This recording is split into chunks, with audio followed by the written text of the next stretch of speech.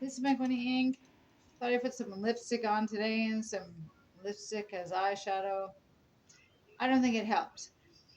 I feel like I look like, I don't know. I don't know.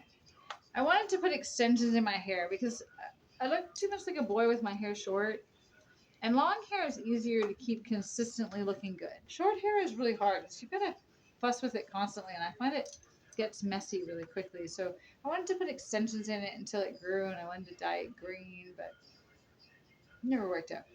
So today I'm going, part of what I'm teaching today is how to make a basic cup of coffee that's brewed and, see what we can say here, um, that type of coffee maker. You see that? I just close the door here.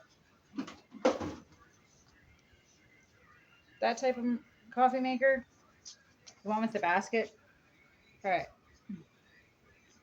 So I went to Tim Hortons. So all I had was a Tim's card. Um, the plan was to put $2.50 a day times 31 days or 30 days, however days are in the month, on a Tim's card. So that way, every day I could spend $2.50 in Tim Hortons and I could check my email or go on YouTube and post some videos or just get out of the house basically somewhere and someplace to go. So all I had left was a Tim's card and I ran out of coffee. So I bought a Tim Hortons. This is original blend. This is a fine grind, no, a medium grind. I suggest a medium grind. Fine grinds can sometimes slip through the basket or the filter, and you end up with it in your coffee. So I suggest a medium grind for coffee. So this is a basket filter. Sorry, a basket filter, I guess. Some coffee makers you have to put those white inserts in, and then you put the coffee in, and it's the filter that keeps the coffee grinds from going into your pot of coffee.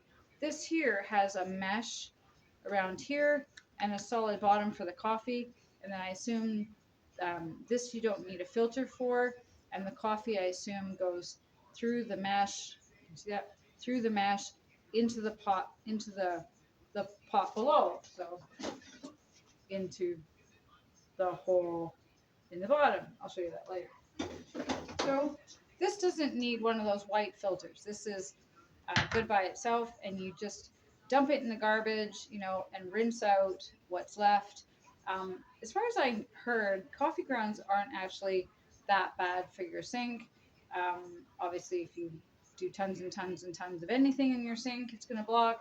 But from what I understand, a few grinds of coffee isn't that harmful. So if you tap it out into the garbage the best you can, and then rinse it, once in a while, wipe it with a cloth that you're not going to use for dishes because it's quite dark and it stains. You can actually use coffee grounds to dye clothing too. That works quite well. It comes out like a chestnut brown kind of thing. So if you've got a white bra or a white tank top or a white you know underwear or whatever that's semi cotton, you can actually dye it with coffee grounds to make a pattern, or you can you can use coffee to dye clothing. So that's the basket, and I like to use where is it? So I keep my measuring spoons on the window on a little suction cup hook because it forms some level of security. If anyone's across the street being nosy, they get an eye full of measuring cups and spoons as opposed to um, me. And so I bought these at Dollarama. I like these because this one has an eighth of a teaspoon too, and a quarter of a teaspoon. Some of the smaller sizes are harder to find, and it goes all the way up to a tablespoon. So for my measurement, I think half of a tablespoon, and I did this the other day. Um, TBS stands for tablespoon, and TSP stands for teaspoon. Okay, I did that the other day. So I think this per cup, a half a tablespoon. So that's one half. That's slash 2 is 1/2 of a tablespoon. And that's what fits in here if you make it level. Okay? Not heaping, level. So I think that's good per cup. So I put it in here, and what you can do to get it not on the counter, but when you're still over the packet, you can just take your finger and run it along the top, and then I'll do that over here. You can run it over the top like this, and that'll give you a level, whatever measurement you want.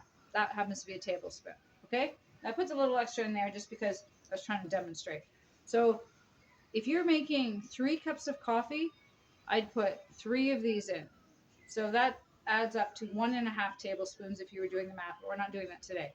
So 3 of these, so 1 of these for each cup of coffee you want to make. So 1/2 tablespoon for each cup of coffee. That's 1, 2,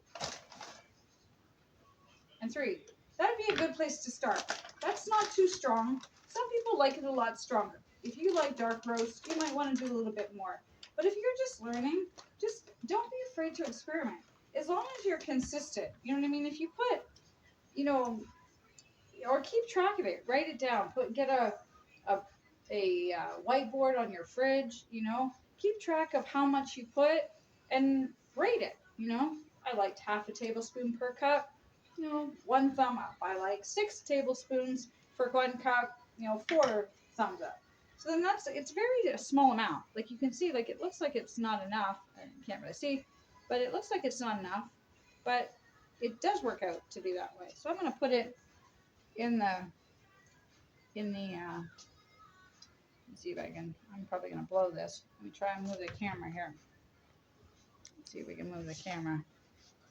See if we can move the camera here without dumping it off. It might be harder than it looks. Half my day filming is arranging the camera. Honestly, every time I put it somewhere and try and put it in the same spot, it doesn't work. So this is my coffee maker. So you open the top of it. Sometimes it sticks a little. If it sticks a little, just lift the lid, lift the top ever so slightly, and it just sticks a little. So then you put it in here. The basket goes in. Again, you don't need a filter if it already has a basket. It saves the environment, and it saves on dishwashing and stuff. So, or not dishwashing, but cleaning of it.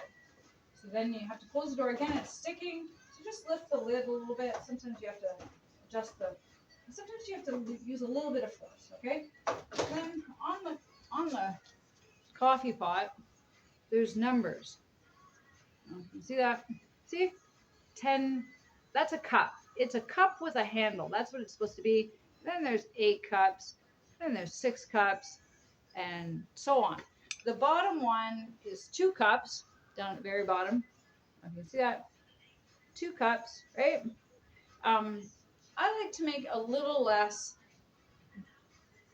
Well, that size of cup is pretty small. So if you like a big cup of coffee, then you might want to do like 2.5 cups for 1 cup of coffee. And I'll show you what I think. So this is about what I drink for a cup.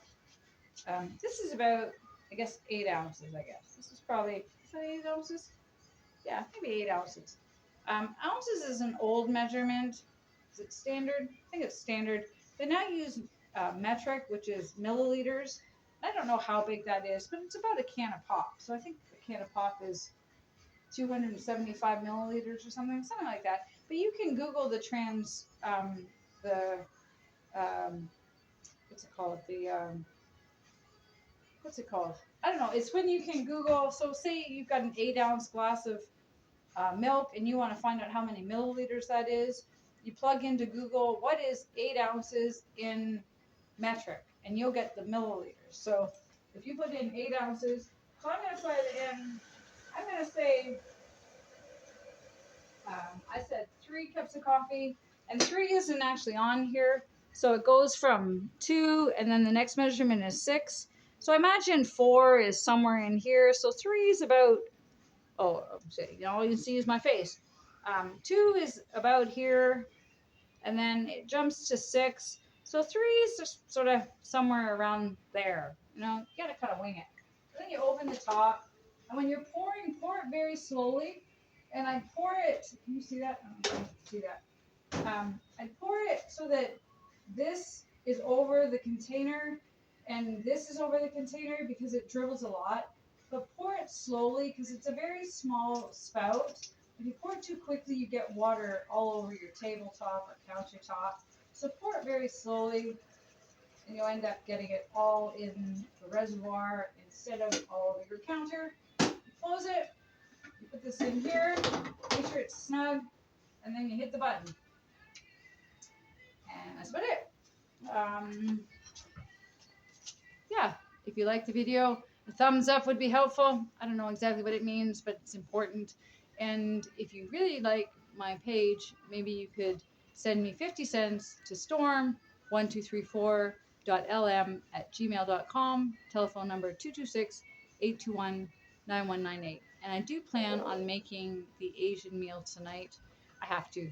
The lettuce is getting wilted and the rice is hard. I had to reboil water to to re-soak it to make it soft again. So yeah, I have to cook dinner tonight. Cheers. Uh, love, unity, service.